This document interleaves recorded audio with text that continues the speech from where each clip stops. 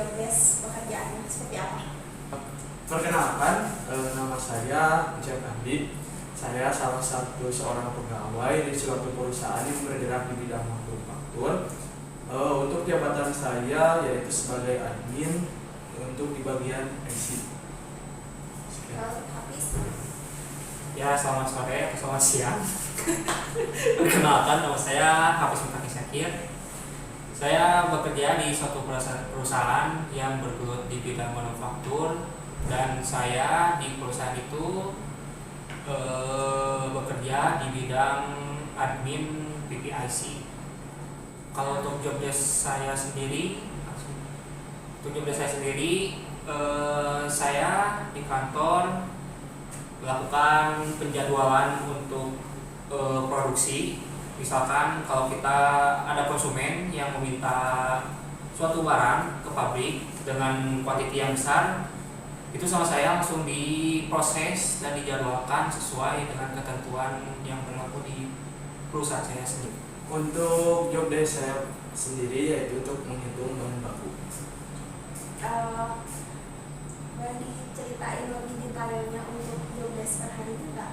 Misalkan kan tadi pajak tuh dari IC ya, terus kayak sehari-harinya tuh dari pagi sampai sore itu apakah full menyiapkan bahan baku, dan itu teh bahan bakunya apakah untuk satu hari itu atau misalkan untuk beberapa hari ke depan, bisa diceritain?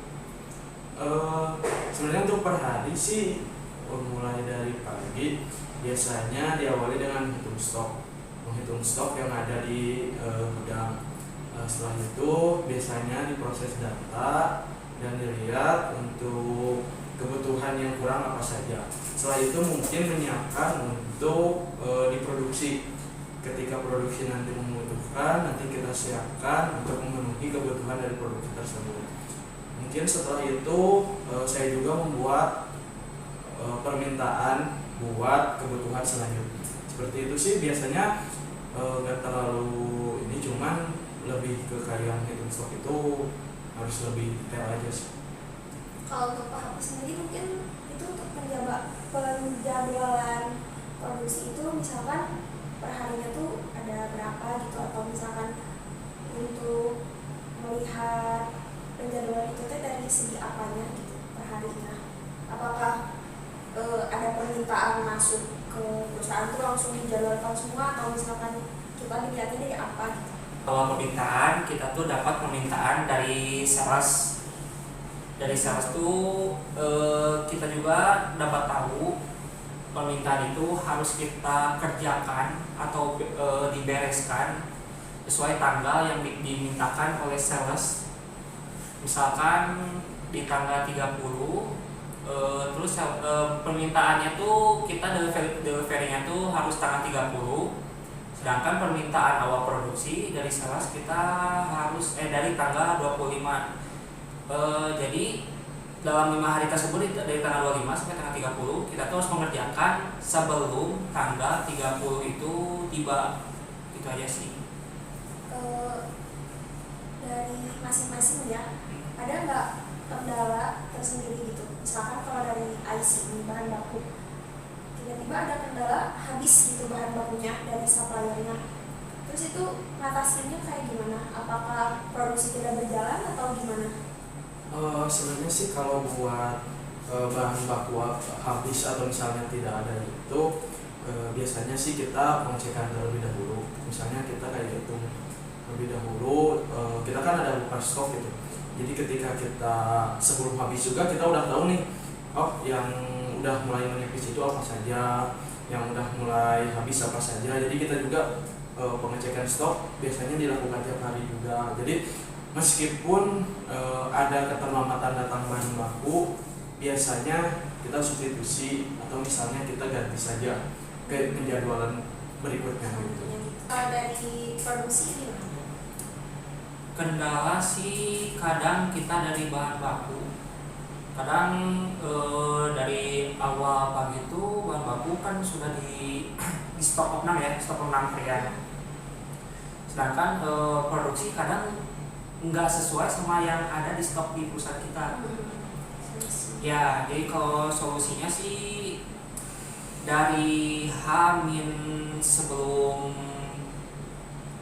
apa sih namanya ya produksi, kita terus mengkonfirmasi dulu ke si bagian gudang di perusahaan kita bahwa kita apakah si permintaan konsumen ini bisa kita kerjakan dalam waktu sekian hari itu dengan stok yang ada di gudang kita.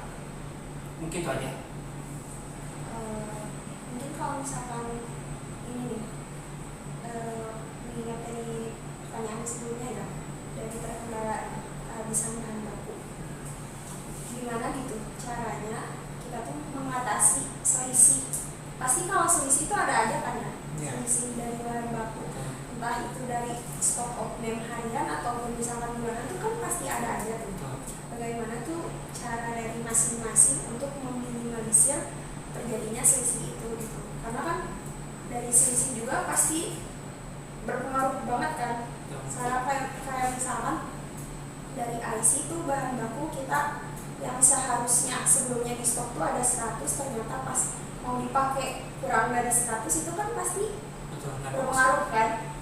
Jadi bagaimana gitu untuk meminimalisirnya? Sebenarnya kalau untuk meminimalisir selisih stok itu, kita yang ada namanya itu yang buffer stock. Nah, mungkin salah satunya kita gunain buffer stock itu ketika misalnya selisih pun kita masih ada stok yang lebih. Jadi stok yang lebih, misalnya kita butuhnya itu 20. Nah, kita ada buffer stock nih 10. Nah, kita harus pesan lagi sekitar 15. Jadi ketika buffer stock itu bisa kita pakai ketika meminimalisir adanya selisih gitu. Jadi kita tuh ada spare sendiri gitu ya buat menggantiin selisihnya. Oke. Terus ini gimana nih tips biar sukses gitu? Jadi perharinya tuh kita nggak ada selisih, terus dari produksi pun kita lancar gitu. Tips suksesnya sendiri gimana? Karena kan mengingat dari perusahaan kita sendiri gitu, orderannya alhamdulillah kan ya. Jadi bagaimana sih cara kita tuh untuk mempertahankan kualitas dari hasil produksi kita sendiri gitu? Karena kan mungkin dari kesadaran karyawan juga kan bisa, tapi mungkin dari bahan bakunya atau dari proses produksinya sendiri pun kita kan harus tetap mempertahankan kualitas ya. Ada cara atau ya tips tersendiri gitu dari masing-masing sectionnya mungkin? Mungkin dari saya pribadi ya, mempertahankan sesuatu itu adalah suatu hal yang sangat sulit sebenarnya. Mungkin bisa dilakukan dengan cara kita tetap melakukan apapun itu sesuai SOP yang berlaku. Jadi jangan sampai kita melakukan sesuatu yang di luar SOP, karena kalau misalnya kita melakukan yang di luar SOP, pasti itu kan berpengaruh ke dalam atau ke kualitas yang kita buat. Makanya ada yang namanya yaitu pengecekan secara berkala. Terus ketika kita penghitungan juga kita harus lebih teliti gitu. Mungkin sih itu lebih ke kayak tanggung jawab aja gitu, tanggung jawab dalam pekerjaan gitu, kayak lebih tanggung jawab aja sih kalau dari saya pribadi. Kalau menurut saya sih, dari untuk stok opname harian seharusnya dari setiap bidang itu harus ada satu orang. Jadi jangan satu orang menghandle semua bidang. Jadi Kalau ya menghandle yang berbeda. Nah, lebih bagusnya sih tiap bidang ada satu orang yang ngepegang. Jangan satu orang yang handle semua bidang. Susah kalau gitu. Nah, Cuma itu aja sih. Pada saya. untuk ini aku mau nanya permintaan per harinya nih ya. Biasanya tuh sampai berapa sih? Atau apa aja gitu permintaannya yang harus dimintakan atau yang harus disiapkan? Terus untuk permintaan itu apakah H-1 dari produksi kita minta atau misalkan berapa hari dari produksi kita minta? Sebenarnya sih kalau untuk permintaan Bahan baku ya. bahan baku atau misalnya permintaan buat produksi gitu ya, Sebenarnya enggak setiap hari itu kita permintaannya yang sama, biasanya sih random karena kan kita juga banyak produknya gitu. Mungkin biasanya dari saya pribadi untuk menyiapkan tersebut H-3 dari pelaksanaan produksi tersebut gitu. Jadi lebih memudahkan dan bisa lebih, kalau misalnya ada barang yang kurang atau misalnya ada apa-apa juga bisa lebih menginfokan gitu. Jadi tidak ada sesuatu yang mendadak.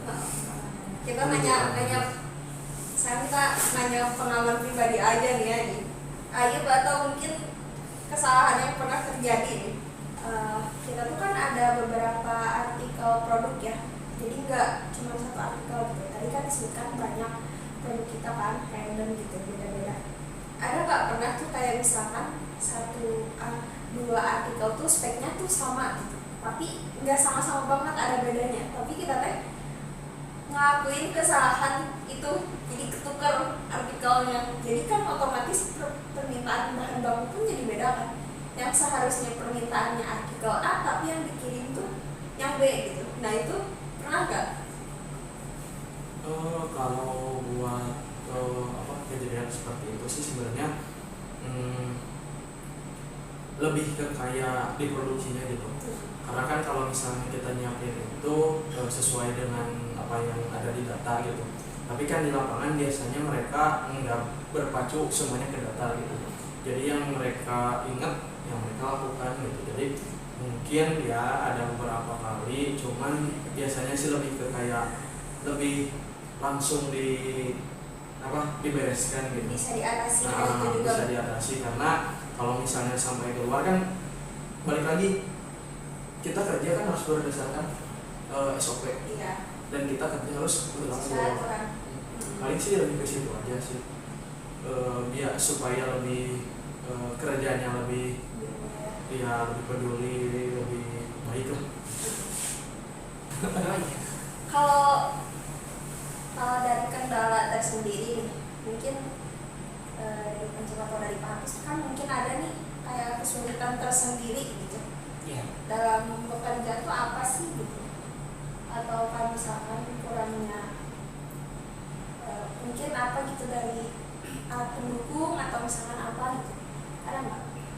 Sebenarnya sih kalau buat kendala selama ini sih masih belum terlalu kayak gimana gitu, masih Nggak terlalu banyak kendala gitu ya? masih bisa masih bisa dihadapin gitu.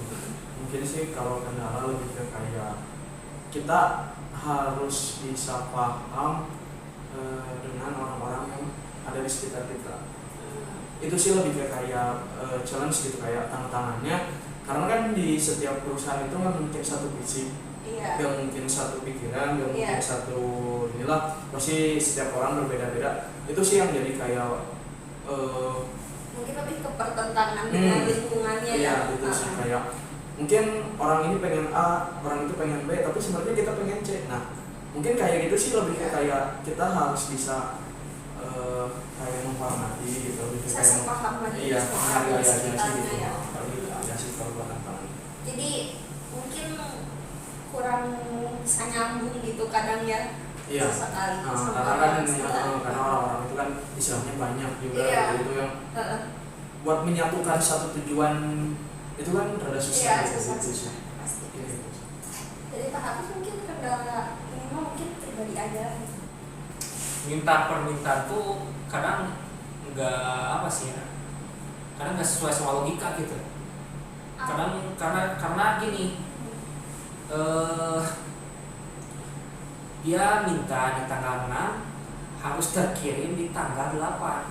Sedangkan artikel kita tuh dalam proses pembuatannya harus kadang 5 hari ya, ya. 5 hari. Kadang memakan waktu 2 atau sampai 3 hari. Jadi permintaan mendadak. Betul. Itu sih yang jadi tantangan saya sendiri sih. Kalau untuk menghadapi kendala tersebut nih gimana? Tadi kan kayak dari Pancam sendiri, mungkin dari lingkungan sekitarnya ya, yang mungkin sesekali tuh kadang ya kalau misalkan kita tuh lagi suasana hatinya nggak bener tuh kadang suka nggak bisa nyambung ya sama orang-orang tuh. Itu ada punya upaya tersendiri gak untuk menghadapi hal itu gitu? Karena kan kita juga harus tetap profesional ya kalau dalam bekerja gitu. Nggak mungkin kita tuh harus apa tuh semua sama apa mau kita gitu. Jadi harus bareng-bareng juga kan sama orang lain gitu. Sebenarnya sih kalau buat yang gitu kita lebih ke saling menghargai aja sih, kayak istilahnya saya menghargai orang lain pasti akan menghargai kita. Jadi kayak saling gitu aja sih, karena mungkin kalau misalnya ketika kita ego pasti orang lain juga akan lebih ego. Gitu sih. Jadi nggak bisa dihadapin ego sama ego Iya. gitu, nantinya malah gak akan benar juga. Iya. Terus kalau dari Pak Hafiz mungkin untuk apa sih upaya dari produksinya gimana nih kalau misalkan ada permintaan yang mendadak itu Pak Hafiz tuh untuk memproduksi itu gimana? Apakah tahap apa yang diproduksikan di mendadak sebelum tanggal itu juga atau gimana tuh? Ya, jadi karena saya sendiri sih kalau gitu, kalau ada permintaan mendadak itu, jadi kitanya yang harus menyesuaikan sama sales yang membuat permintaan mendadak itu, walaupun tidak sesuai dengan SOP di perusahaan kita. Cuman ya kita semaksimal mungkin harus menuruti atau menyesuaikan dengan permintaan si sales itu ataupun orderan yang mendadak itu. Kayak sih. Terakhir ya, tadi itu kan disebutin ya dari beberapa pertanyaan sebelumnya tuh kayak ada ajak kendalanya gitu dari sisi bahan baku atau selisih dari permintaan, terus tadi masalah dengan perorangan di lingkungan, terus ada masalah juga dengan permintaan gitu kan. Dari Pak Encep sendiri sama Pak Hafiz nih, nikmati nggak sama pekerjaan sekarang gitu? Dengan banyaknya masalah gitu, dengan adanya sesekali masalah gitu dalam pekerjaannya tuh menikmati nggak sih? Sebenarnya kalau untuk menikmati atau tidak menikmati itu balik lagi ke prinsip gitu. Iya. Istilahnya kita kerja itu berdasarkan apa gitu. Kalau Niatnya untuk apa misalkan sih? niatnya untuk apa? Kalau misalnya kita niatnya cuma buat main-main, buat istilahnya ngabisin waktu ya, buat apa gitu? Lebih ke kayak kerja itu kan buat ibadah gitu. Iya. Kayak buat ada orang yang harus kita kasih. Iya. Kayak, Ada yang dinafkahin mungkin ya. Jadi lebih ke kayak buat ibadah aja. Iya. Tapi menikmati. Kalau menikmati ya mungkin bisa merasakan sendiri. Bersyukur aja ya. Ya.